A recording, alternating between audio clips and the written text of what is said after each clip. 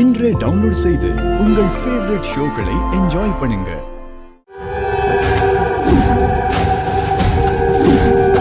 அப்ப நான் கிளம்புறேன். நாளைக்கு மறுபடியும் கோயில்ல சந்திக்கலாம். சரிங்கம்மா. சரி சந்திரா, வா போலாம்.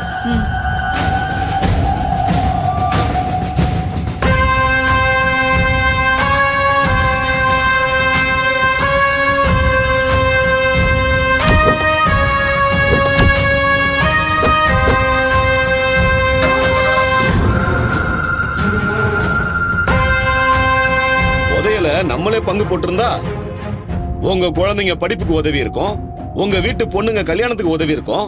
அவ்வளவு ஏன் உங்க கடன் பிரச்சனை எல்லாம் அடைச்சிருக்கலாம்.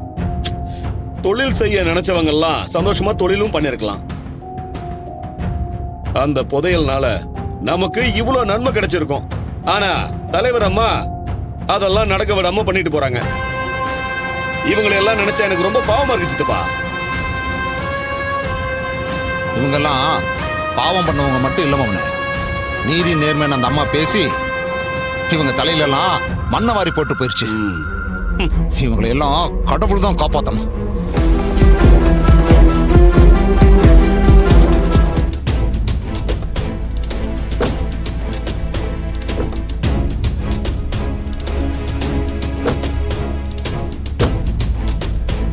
உள்ள எடுத்துட்டு வாங்க.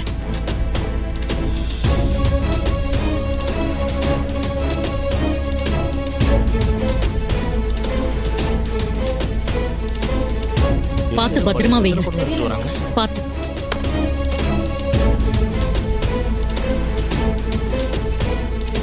நீங்க போங்க. சரிங்க சரிங்க. என்ன ஈஸ்வரி இது? பழைய குடம், பழைய அண்டா. ஆமாங்க. இது எதுக்கா நம்ம வீட்டுக்கு எடுத்துட்டு வந்த? இது கோயில்ல கிடைச்ச புதையல்ங்க. புதையலா? என்ன ஈஸ்வரி சொல்ற? நம்ம ஊர் கோயில தோண்டி வேலை செய்யறப்போ இந்த புதையல் கிடைச்சதுங்க.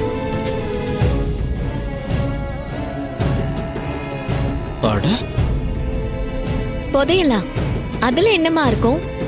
நீங்களே பாருங்க.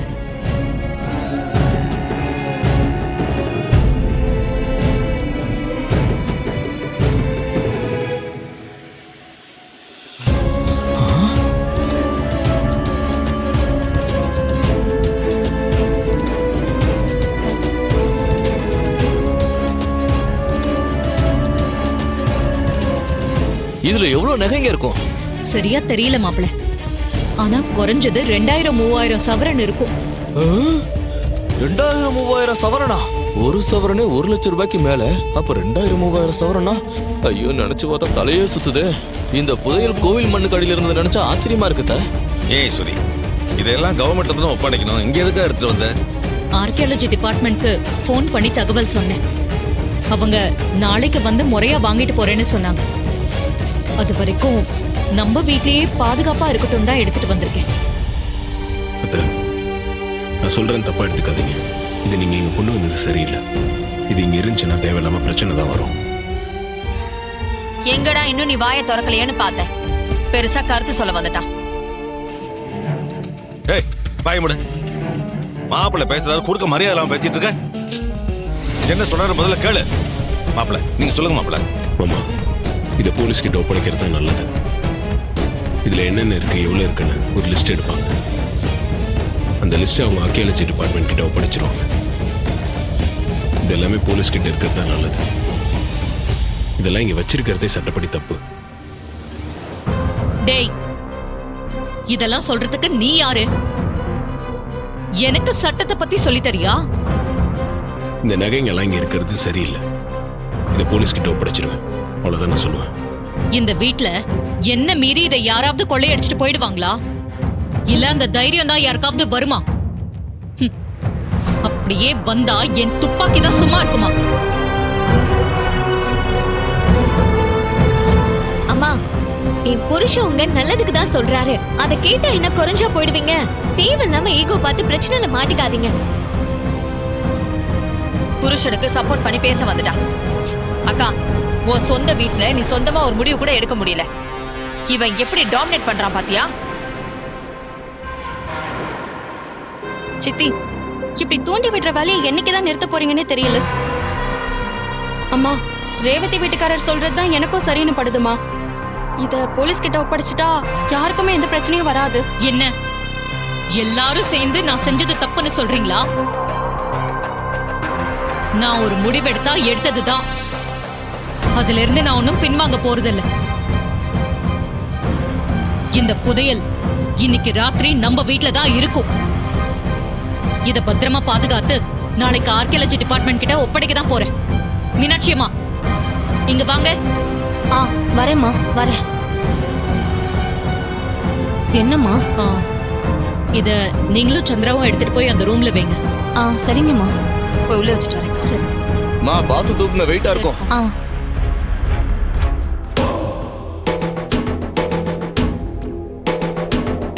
கார்த்தி, என்ன ஏதோ யோசனையா இருக்க? என்ன விஷயம்? கோயில்ல கிடைச்ச நகைங்களை பத்தி தான் யோசிச்சுட்டு இருக்கேன். அம்மா நீ சொன்னதை ஏத்துக்கல, அத பத்தி தான் யோசிச்சுட்டு இருக்கியா? நான் சொன்னதை அவங்க ஏத்துக்கலன்றது இப்ப பிரச்சனையே இல்லை. இதுக்கு பின்னாடி எதனா ஆபத்து வருமானு அவங்க யோசிக்கவே மாட்டேங்கிறாங்க. அதான் எனக்கு கவலையா இருக்கு. ஏய், ஏதாவது தப்பா நடந்துரும்னு கவலைப்படுறியா? அவங்க தேவையில்லாம எதனா பிரச்சனையில மாட்டிப்பாங்களோன்னு எனக்கு தோணுது. பூமி கீழ இருந்து கிடைக்கிற எந்த பொருளும் நமக்கு சொந்தம் இல்லை, அது அரசாங்கத்துக்கு தான் சொந்தம். அம்மாவும் புதையல ஆர்கியாலஜி டிபார்ட்மெண்ட் கிட்ட தான் ஒப்படைக்கணும்னு நினைக்கிறாங்க. இன்னைக்கு மட்டும் தானே நம்ம வீட்ல இருக்க போகுது.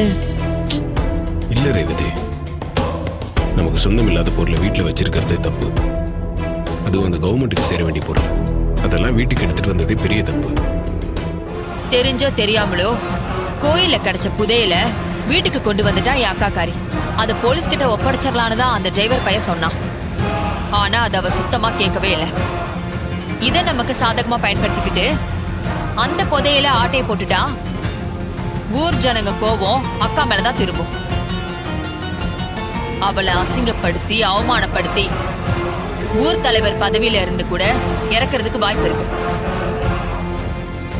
அதே சமயம் இதை எல்லாத்தையும் செஞ்சது அந்த டிரைவர் பையதான்னு நிரூபிக்கிற மாதிரி நாம ஏதாவது பண்ணிட்டா போதும். அக்காவே அவனை கழுத்து பிடிச்சு வெளியில தள்ளிடுவா. அதுக்கப்புறம் அவனால வீட்டுக்குள்ள வரவே முடியாது. நீ சொல்றது நல்ல ஐடியா தான். அவனை மட்டும் நம்ம வெளியே துரத்திட்டோன்னு வையி, உன் அக்கா குடும்பத்தை ஈஸியா பழி வாங்கிடலாம்.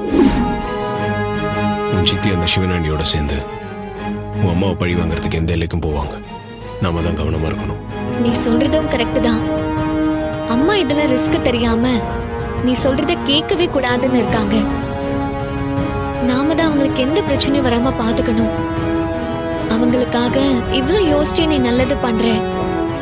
ஆனா அவங்க எதையுமே புரிஞ்சுக்காம உன்னை எதிரியா தானே பாக்குறாங்க. நேரம் வரும்போது அவங்களே புரிஞ்சுப்பாங்க. சரி, இதையெல்லாம் எப்படி செய்ய போற? அதுக்கு என்கிட்ட ஒரு ஐடியா இருக்கு.